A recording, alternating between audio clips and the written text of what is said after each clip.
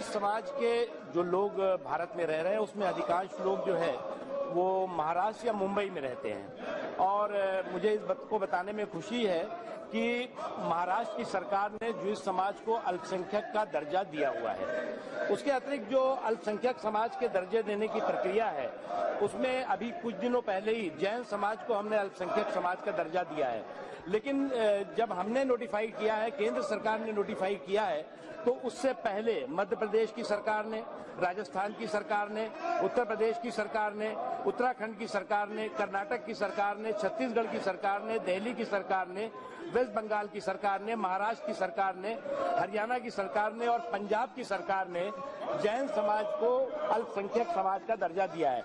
जहां तक ज्यूइश समाज की बात है या यहूदी समाज की बात है, यहाँ पर बहुत शांति के साथ रह रहे हैं और उनकी सुरक्षा, उनकी संपन्नता को लेकर के हम पूरी तरह से प्रतिबद्ध हैं। Madam, let me at the outset correct the Honourable Minister. The minorities living in India are Indians. They have got nothing to do whatsoever with any other country outside India. My pertinent question, Honourable Minister, is that now you have nominated the National Minority Commission members.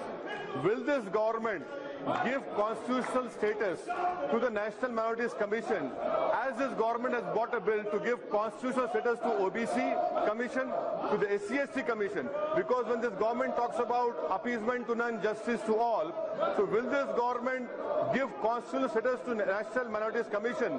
Because total 19-20% of the population of India are minorities, so that the NCM would have more teeth and they can do their work properly.